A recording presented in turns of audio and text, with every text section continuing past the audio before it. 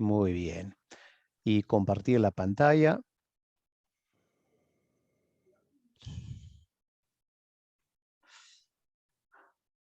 Muy bien.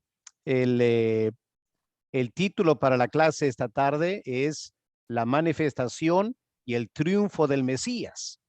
Ok, aquí tenemos un cuadro dramático, algo de la ciudad de Jerusalén está ahí y el Señor Jesús eh, llegando al monte de los olivos y como vamos a ver esta tarde hay un tremendo terremoto y el monte de los olivos se parte en dos.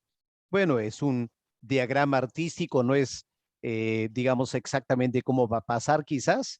La ciudad no parece tan Jerusalén, pero a lo menos nos presenta el cuadro, lo que vamos a estudiar esta tarde.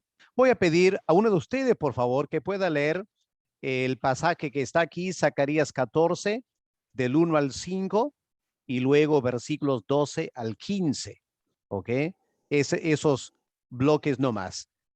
Capítulo 14, Zacarías, versículos 1 al 5, y luego versículos 12 al 15. A ver, ¿quién se anima a leer la porción de la Biblia para nosotros esta tarde, por favor?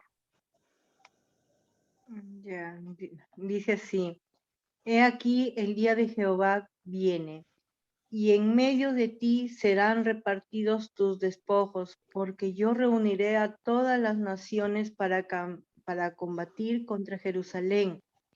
Y la ciudad será tomada, y serán saqueadas las casas, y violadas las mujeres, y la mitad de la ciudad irá en cautiverio, mas el resto del pueblo no será cortado de la ciudad. Después saldrá Jehová y peleará con aquellas naciones como peleó en el día de la batalla, y se afirmarán sus pies en aquel día sobre el monte de los olivos, que está enfrente de Jerusalén al oriente, y el monte de los olivos se partirá por en medio, hacia el oriente y hacia el occidente, haciendo un valle muy grande, y la mitad del monte se apartará hacia el norte y la otra mitad hacia el sur. Y huiréis al valle de los montes, porque el valle de los montes llegará hasta Asal. Huiréis de la manera que huisteis por causa del terremoto en los días de Usías, rey de Judá, y vendrá Jehová mi Dios, y con él todos los santos. Y el 6 también, pastor, ¿verdad? Ahora el 12 al 15. El 12, ya.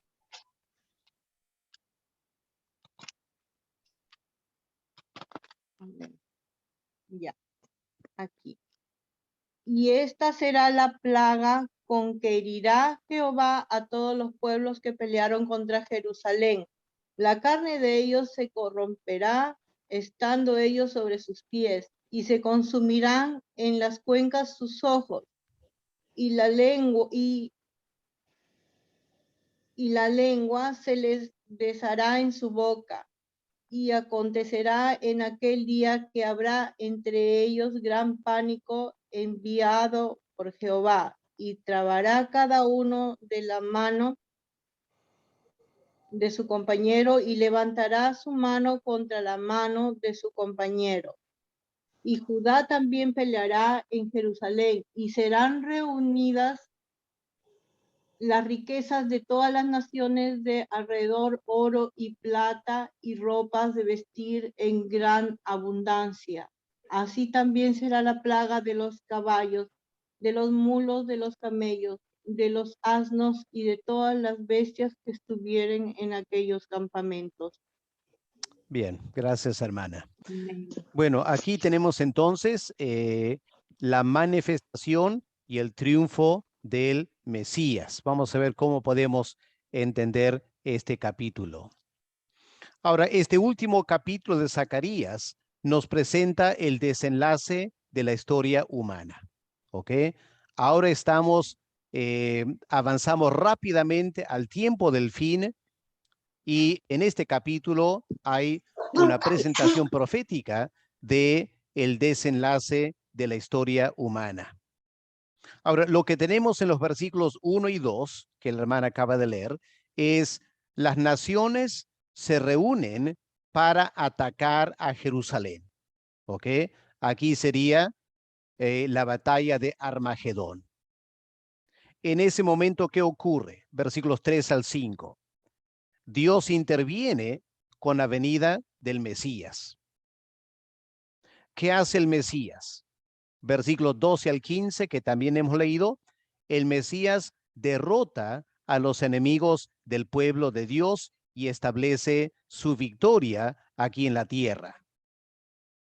Ahora, pasajes que no hemos leído, que vamos a estudiar la semana que viene, la historia continúa, porque esta victoria da lugar al reino de Dios. Si miramos versículo 9, por ejemplo, ¿qué dice versículo 9? Y Jehová será rey sobre toda la tierra. Y en aquel día Jehová será uno y uno su nombre. Así que claramente esta victoria del Mesías da lugar al reino de Dios. ¿Qué pasa con los pecadores? Van a ser castigados, según leemos en versículo 17 al 19. Vamos a conversar de esto un poquito más adelante, pero ahí hay una representación del castigo sobre los pecadores. Y también hay la exaltación del pueblo de Dios, versículo 10, que vamos a estudiar el domingo que viene. En forma simbólica, el pueblo de Dios es exaltado sobre toda la tierra. Versículos 6 al 11 indica que ya no habrá más maldición. Es decir, la victoria de Cristo en esa gran batalla da lugar al reino de Dios en el cual ya no hay más maldición. Versículo 6. En ese día no habrá luz clara ni oscura. Será un día el cual es conocido de Jehová, que no será ni día ni noche. ¿Ya? Y sucederá que al caer la tarde habrá luz. Así que parece que estamos hablando de una nueva situación, una nueva condición de vida aquí en la tierra. ¿Ok? Y versículo 11 dice, morarán en ella y no habrá nunca más maldición. Es decir, la maldición del pecado se acaba para siempre en este reino de Dios. Y lo único que queda es la adoración universal de Dios. Versículo 16. Todos los que sobrevivieron de las naciones que vinieron contra Jerusalén subirán de año en año para adorar al rey, a Jehová. Así que hay una representación dentro del contexto de Zacarías de la adoración universal. En un ambiente de perfecta santidad, versículos 20 al 21, en aquel día estará grabado sobre las campanillas de los caballos, santidad a Jehová. Las ollas de la casa de Jehová serán como tazones del altar. Y toda olla en Jerusalén será consagrada a Jehová, etc. Así que es un ambiente de perfecta santidad. Así que ahí tenemos un resumen del capítulo 14 de Zacarías. Lo tendrían que leer ustedes después lentamente para poder asimilar este análisis. Ahora, la gran pregunta es cómo interpretamos este capítulo. Una cosa es leerlo, otra cosa es entenderlo e interpretarlo correctamente. Vamos a notar que la iglesia evangélica básicamente adopta una de dos interpretaciones, ¿ya? Cualquier comentario o predicador que tú escuchas sobre Zacarías 14, por lo general va a tener una de dos interpretaciones. Vamos con la primera. Hay algunos evangélicos, más los europeos y los reformados, que afirman que la ciudad de Jerusalén aquí, en este capítulo, no es para tomarlo literalmente. Dicen, Jerusalén representa a la iglesia. Y todo el capítulo 14 describe en forma general, en forma simbólica, la manera en que Dios guarda y protege a la iglesia a lo largo de su existencia, estos 2000 años. Ahora, para mí, el problema con esta interpretación es que no toma en cuenta los capítulos 12 y 13 de Zacarías que venimos estudiando.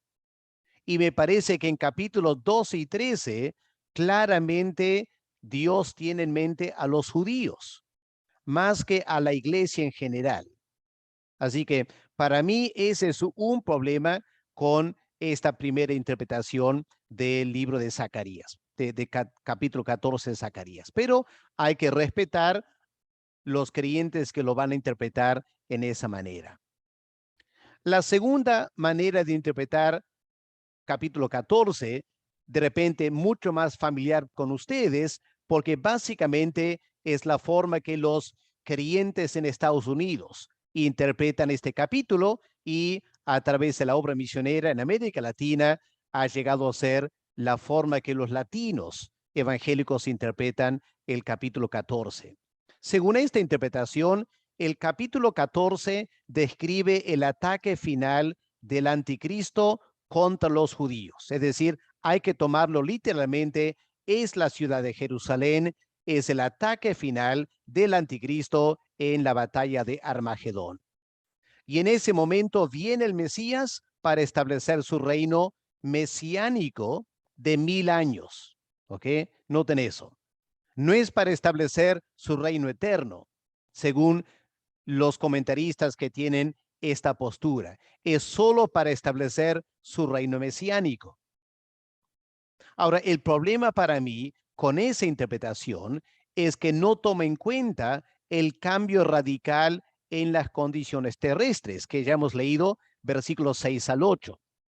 Me parece que versículos 6 al 8 indica, no estamos en la misma tierra, no estamos en este mundo actual. Pareciera, versículos 6 al 8, que ya estamos en la nueva creación. Eso queda confirmado con el versículo 11, que afirma, no habrás nunca más maldición. ¿Ok?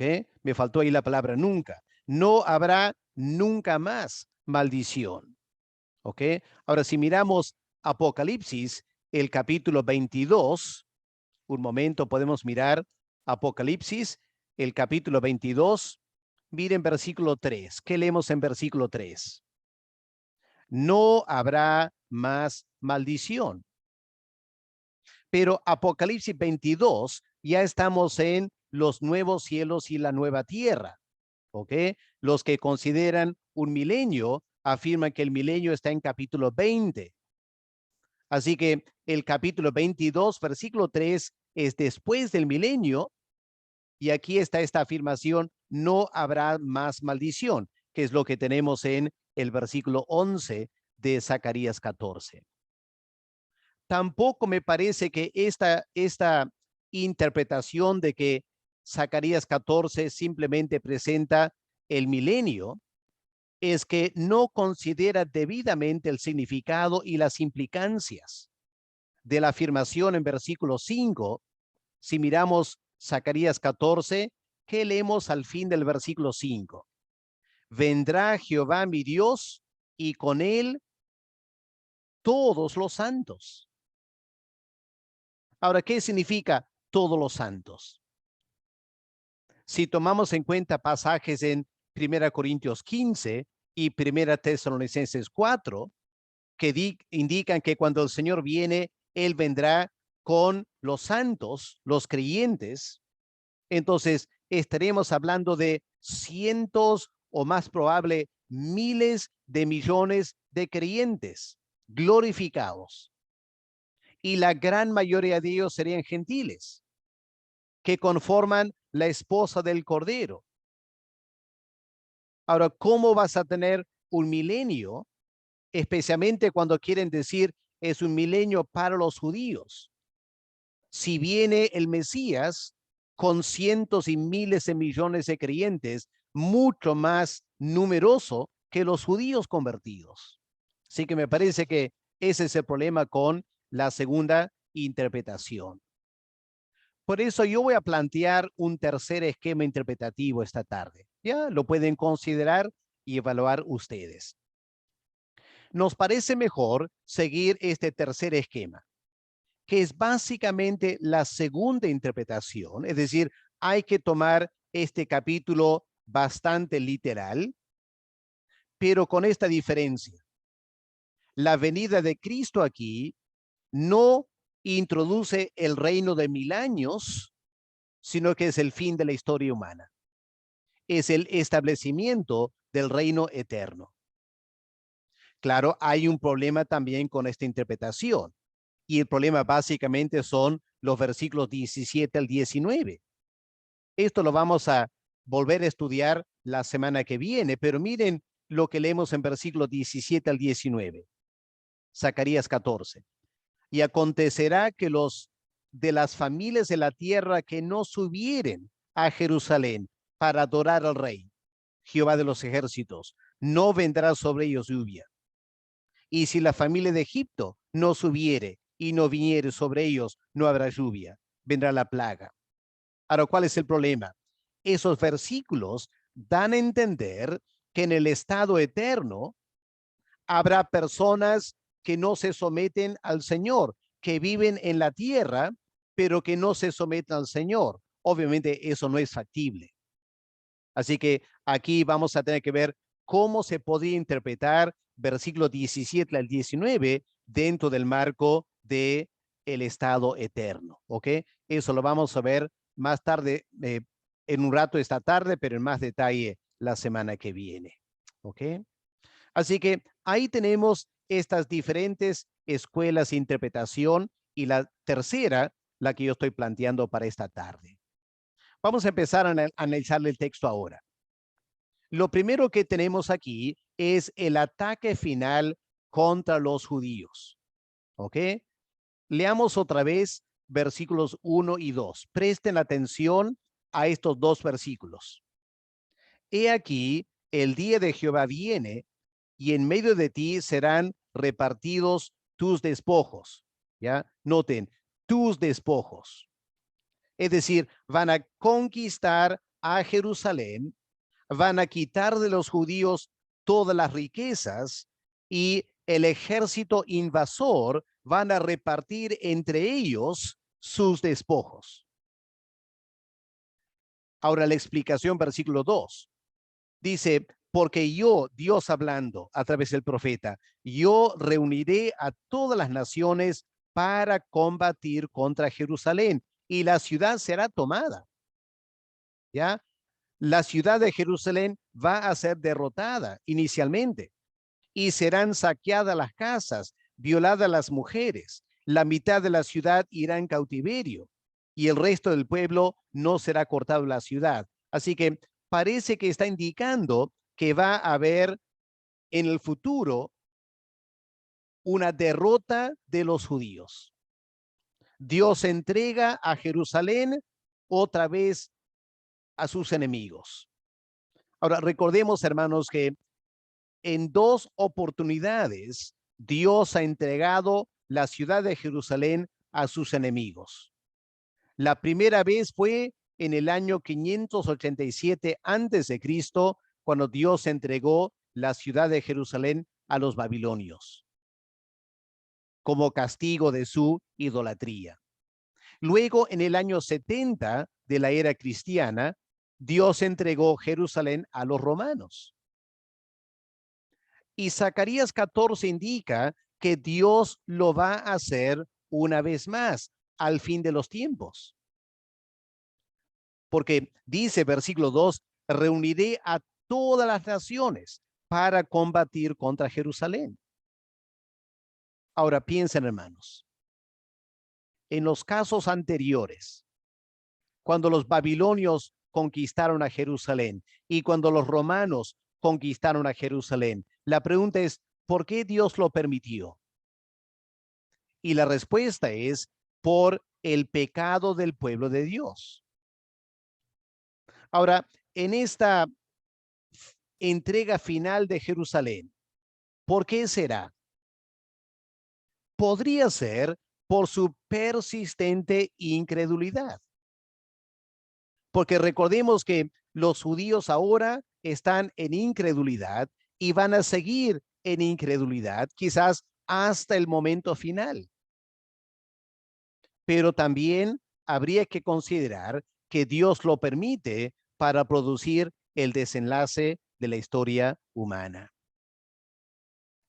Pero algunos han observado que es muy extraño enviar un ejército tan grande contra una ciudad.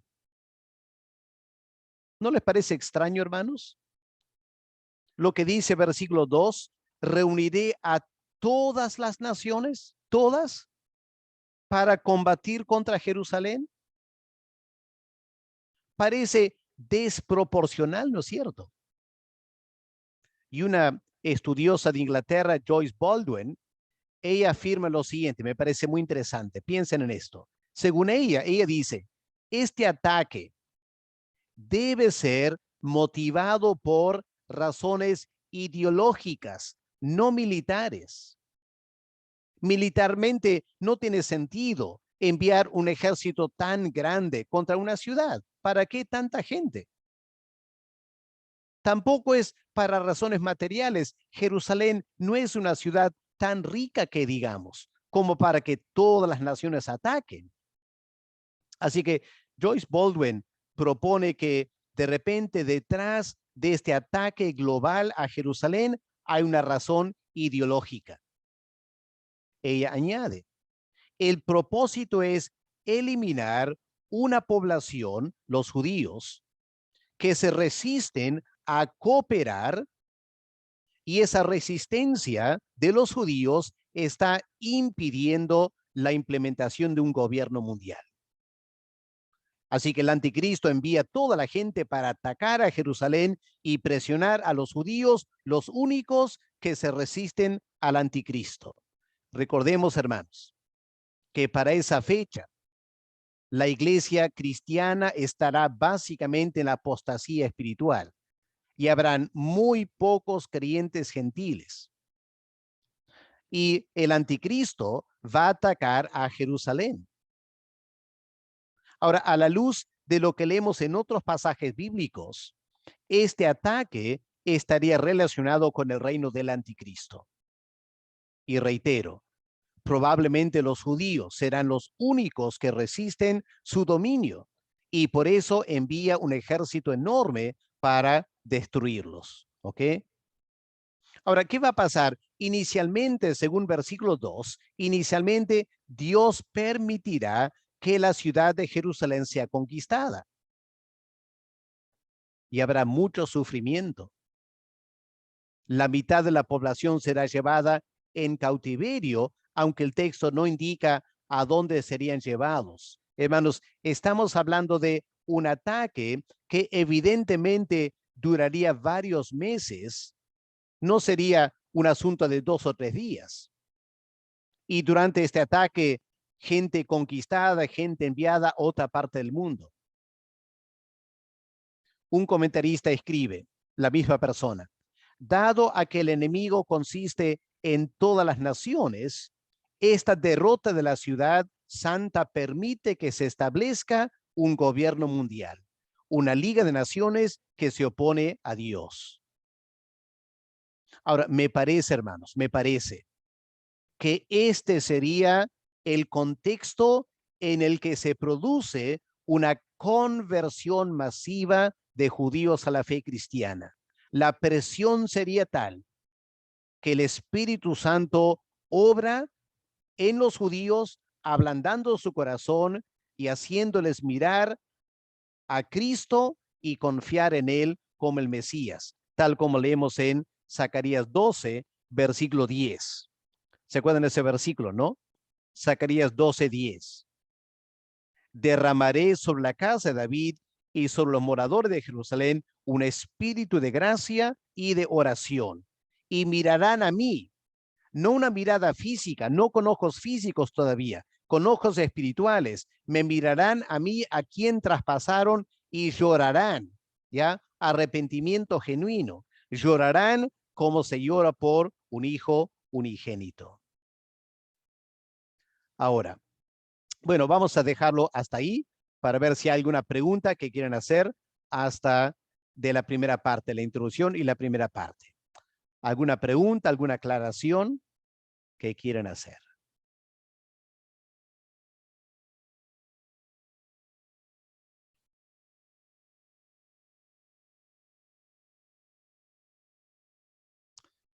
Ok, parece que no, parece que están contentos, entendiendo todo, espero. Así que continuemos, hermanos, ¿ya? Pasemos ahora a los versículos 3 al 5, la venida de Cristo. Leamos versículo 3 al 5. Después, ¿ya? Después de esta derrota de Jerusalén inicial, después saldrá Jehová y peleará con aquellas naciones, como peleó en el día de la batalla. Y se afirmarán sus pies en aquel día sobre el monte de los olivos, que está enfrente de Jerusalén al oriente. Y el monte de los olivos se partirá por en medio, hacia el oriente y hacia el occidente, haciendo un valle muy grande. Y la mitad del monte se apartará hacia el norte y la otra mitad hacia el sur. Y huiréis al valle de los montes, porque el valle de los montes llegará hasta Azal. Huiréis de la manera que huisteis por causa del terremoto en los días de Usías, rey de Judá. Así que versículo 3 da a entender que después de la conquista de la ciudad de Jerusalén, saldrá Jehová y peleará con aquellas naciones. Ya cuando están ya implementando su gobierno mundial y el anticristo festejando que ya ganó y es vencedor y tiene todo el mundo, ahí, como dice el apóstol Pablo, Cristo vendrá, derrotará al anticristo con la brillantez de su llegada.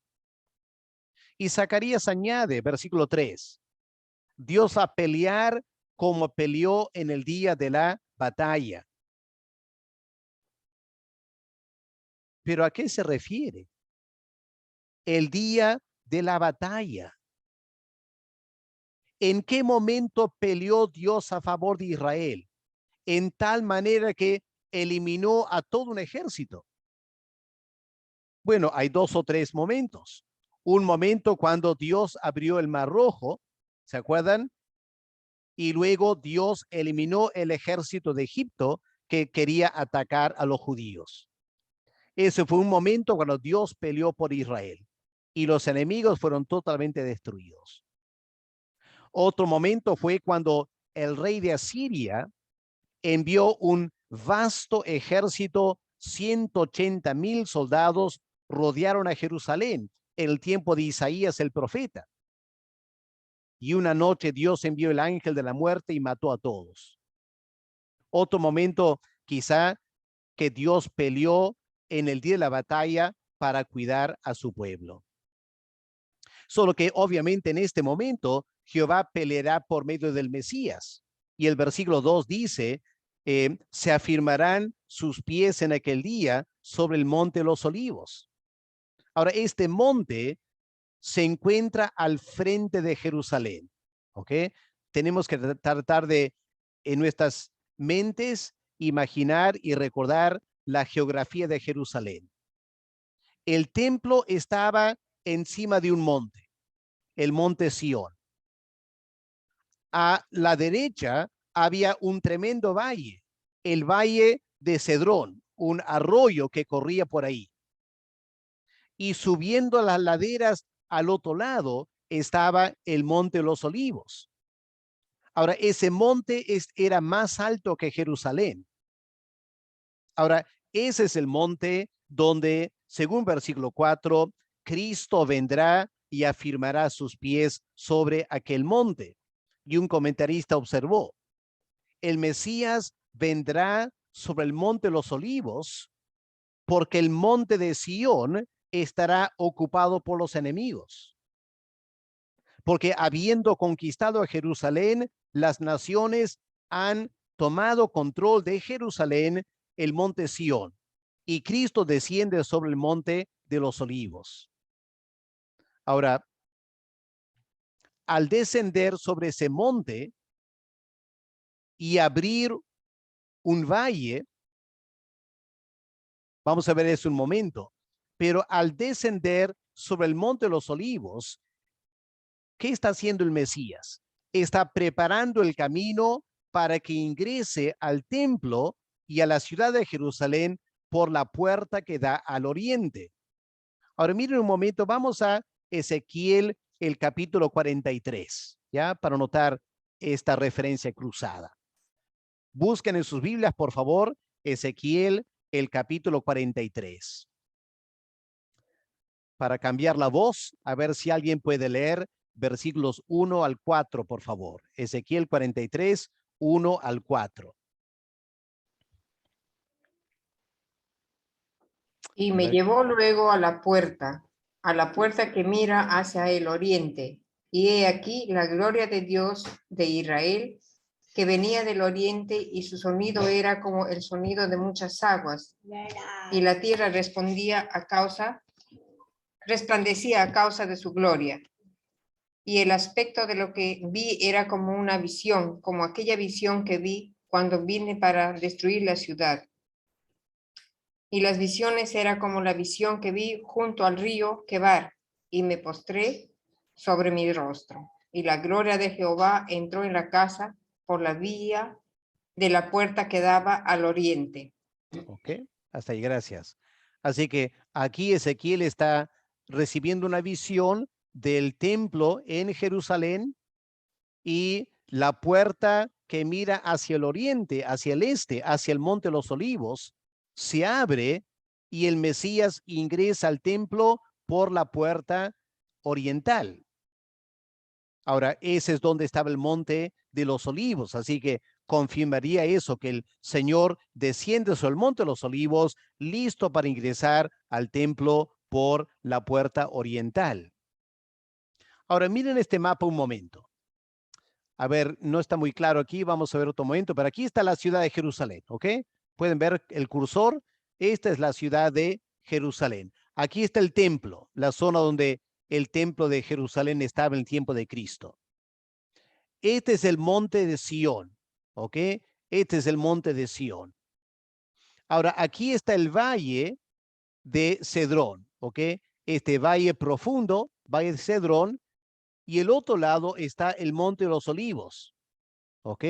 Aquí está Getsemaní, en las laderas del monte, donde el Señor pasó la última noche antes de ir a Jerusalén o ser arrestado, ir para entregar su vida por nosotros, ¿ok? Pero aquí está el monte de los olivos. Ahora, más que un monte como tal, ¿no? En nuestra mente quizás un monte es algo que tiene un pico, una cima, pero los olivos es una cresta, ¿ya? Un monte que se extiende del norte al sur por unos 4 kilómetros, ¿ok? Así que el Monte de los Olivos es todo esto aquí, ¿ok? Toda esta parte aquí, unos 4 a 5 kilómetros, es una cresta, ¿ok? No un solo pico, sino una serie de picos o cimas que se extienden por 4 kilómetros, ¿ok? Ahora, entre el Monte de los Olivos y Monte Sión, aquí está el Valle de Cedrón, ¿ok?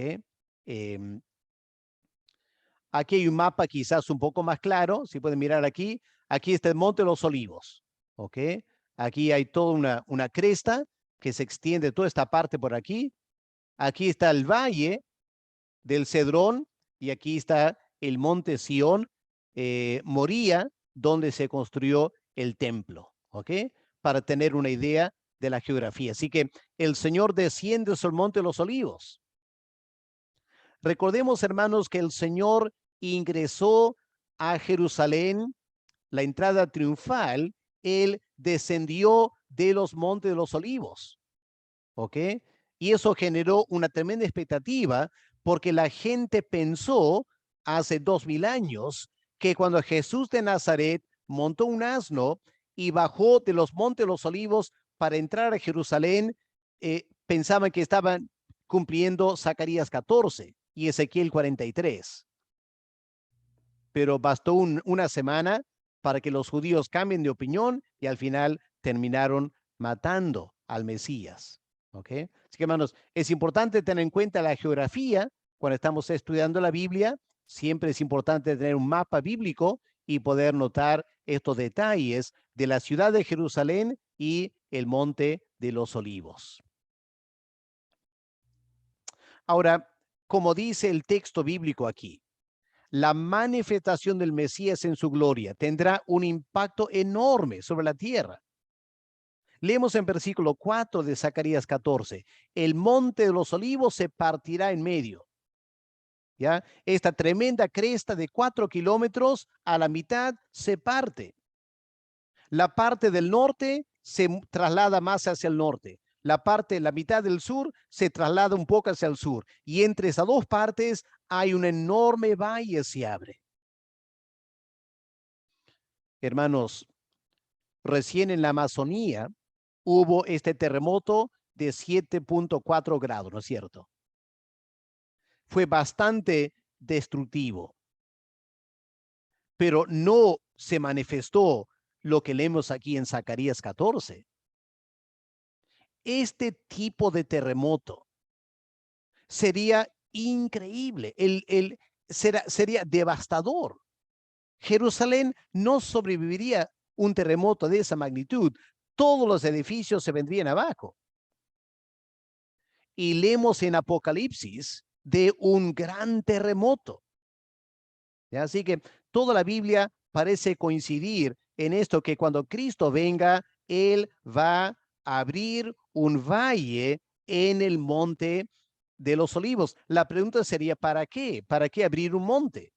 Un valle, ¿para qué abrir un valle? Sería para una posibilidad, a lo menos, una posibilidad, porque el texto no lo dice por qué. Pero una posibilidad sería para dar una ruta de escape a los sobrevivientes de Jerusalén. Porque Jerusalén está todavía bajo ataque, el ataque quizás continúa y la gente está desesperada, recién se han convertido y en ese momento hay un terremoto, se abre un valle y la gente puede escapar. Podría ser, la Biblia no dice, es simplemente una opinión de los comentaristas.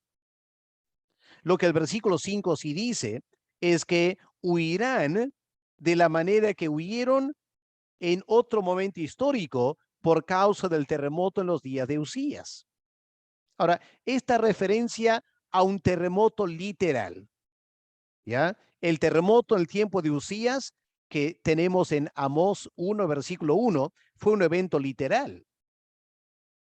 Entonces, si aquí está diciendo que va a haber otro terremoto similar a eso, habría que concluir que el terremoto de la venida de Cristo es algo literal, ¿ok? Y será tendrá un efecto devastador, ¿no es cierto?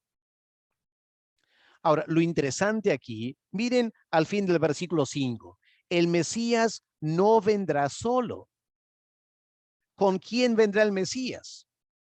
Dice al fin del versículo 5, y vendrá Jehová mi Dios y con él todos los santos. Ahora, vamos a mirar un momento Salmo 89, versículos 5 al 7, para ver cómo Zacarías pudo haber entendido este mensaje de parte de Dios. ¿Ya? Recordemos que Dios le ha hablado a Zacarías, Dios le ha revelado estas cosas y Zacarías las predica y las escribe. La pregunta sería, ¿qué pasó por la mente de Zacarías cuando escucha que Jehová vendrá con todos los santos? Bueno, miren el Salmo 89, versículos 5 al 7. Obviamente Zacarías conocería este salmo. Celebrarán los cielos tus maravillas, oh Jehová, tu verdad también en la congregación de los santos. ¿Quiénes serían? La mente del salmista, la congregación de los santos. Porque ¿quién en los cielos se igualará a Jehová en los cielos? Estamos hablando de santos en los cielos. ¿Quién será semejante a Jehová entre los hijos de los potentados? Dios temible en la gran congregación de los santos, formidable sobre todos cuantos están alrededor de él. Ahora, en la mente del judío, ¿quién estaba rodeando a Dios en los cielos? Los judíos no tenían todavía la revelación de que el creyente cuando muere va a la presencia de Dios, etcétera, que tenemos en el Nuevo Testamento. Así que lo más probable es que el Salmo 89 está hablando de los ángeles. Dios está rodeado por los ángeles. Quizá eso fue lo que Zacarías entendió. Zacarías 14:5, vendrá Jehová mi Dios y con él todos los santos, todos los ángeles. Pero nosotros ahora, recordemos que como creyentes vamos a poder entender Zacarías mejor que él mismo. ¿Y qué es lo que leemos en 1 Corintios, el capítulo 15? ¿Ya? Miren un momento, 1 Corintios, el capítulo 15, y vamos a mirar el versículo 51, que leemos en versículo 51. He aquí, os digo un misterio. No todos dormiremos, pero todos seremos transformados. En un momento, en un abrir y cerrar de ojos, a la final trompeta. Porque se tocará la trompeta, los muertos serán resucitados incorruptibles y nosotros seremos transformados. ¿Ok? Así que está hablando de la segunda venida y este gran cambio que se va a dar. Ahora miren 1 Tesalonicenses, el capítulo 4. Aquí el apóstol Pablo está hablando de la segunda venida, ¿no es cierto?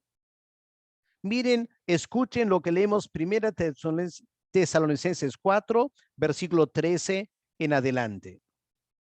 Tampoco queremos, hermanos, que ignoren acerca de los que duermen, los que ya han muerto, para que no se entristezcan como los otros inconversos que no tienen esperanza. Porque si creemos que Jesús murió y resucitó, así también, noten este verbo, traerá Dios con Jesús a los que durmieron en él. Muy importante notar eso. Traerá Dios con Jesús. Cuando Jesús vuelva a la tierra, la segunda venida, vendrán con Jesús los que durmieron en él, los que murieron confiando en Cristo. Por lo cual os decimos esto en palabra del Señor, nosotros que vivimos, que habremos quedado hasta la venida del Señor, no vamos a preceder a los que durmieron, porque el Señor mismo con voz de mando, con voz de arcángel, con voz de trompeta, descenderá del cielo y los muertos en Cristo resucitarán primero y vendrán con él. Así que el Nuevo Testamento afirma que estos santos son los creyentes. Así que habría que insertar esa interpretación en Zacarías 14, versículo 5. Vendrán con él todos los santos, todos los ángeles, sí, pero también todos los creyentes del Antiguo y Nuevo Testamento que murieron confiando en Cristo. Ahora, eso da lugar entonces a la victoria final. Aquí hay que pasar al versículo 12 en adelante, la victoria final. Porque, hermanos queridos, la manifestación del Mesías sobre este ejército invasor de incrédulos también será devastadora. Versículo 12, yo no sé qué sintieron ustedes al escuchar versículo 12, Zacarías 14, 12.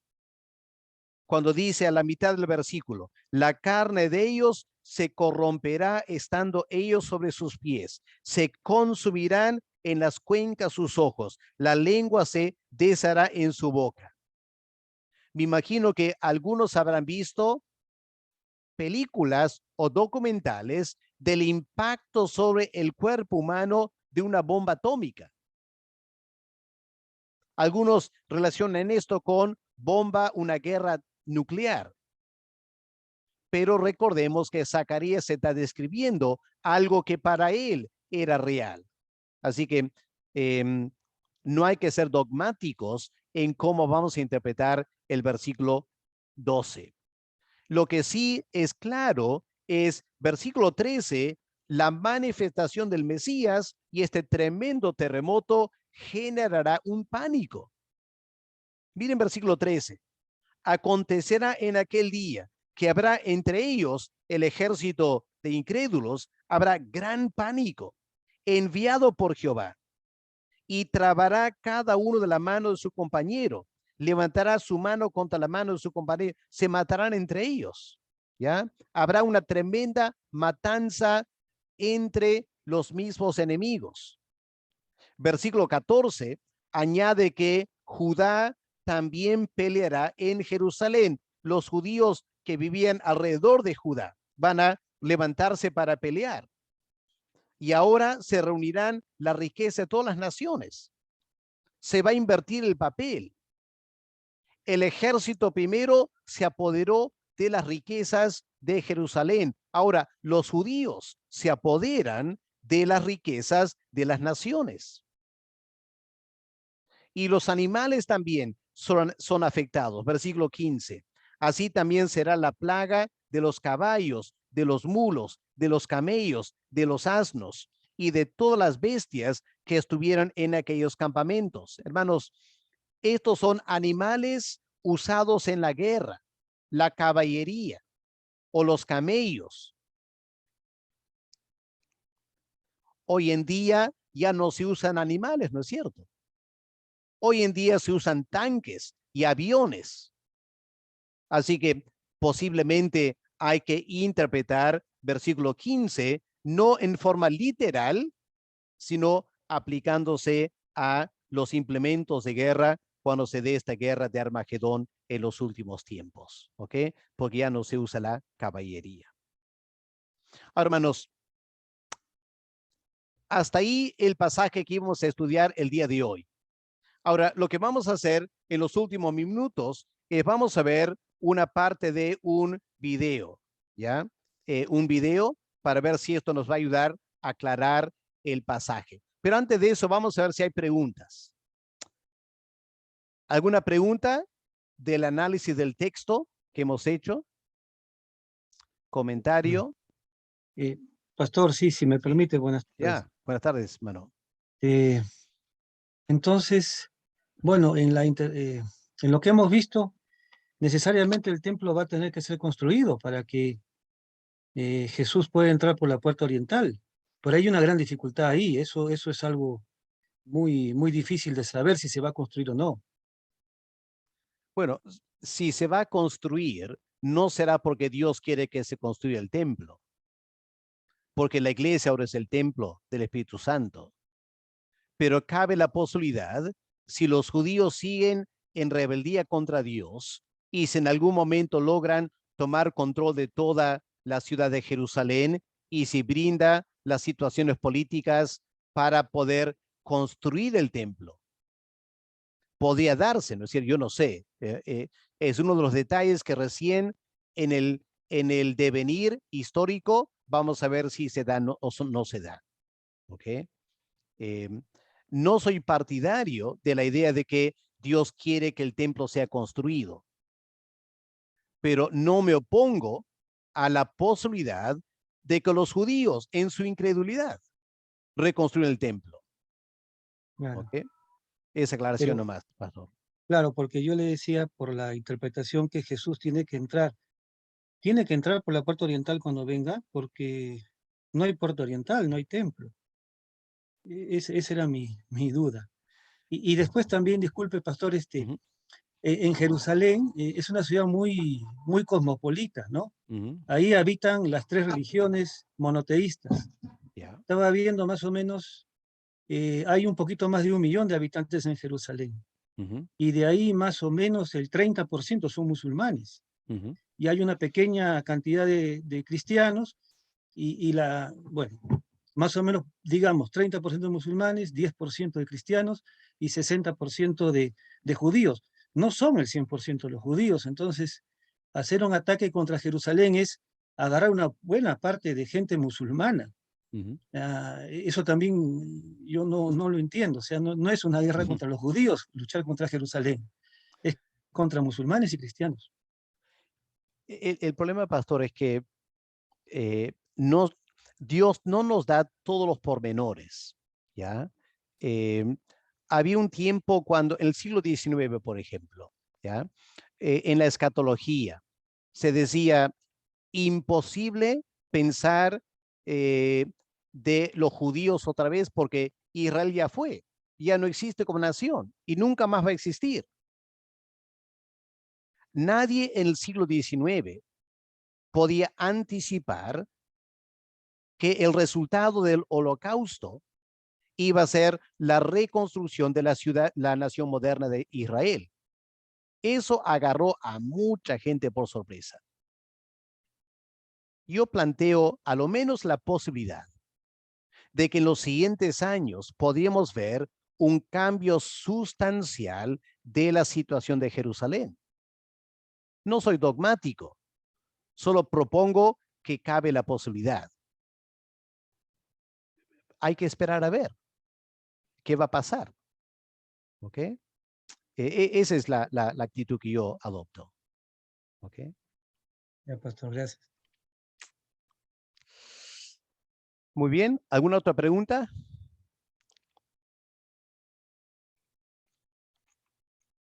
Ok, si no hay, entonces vamos a ver.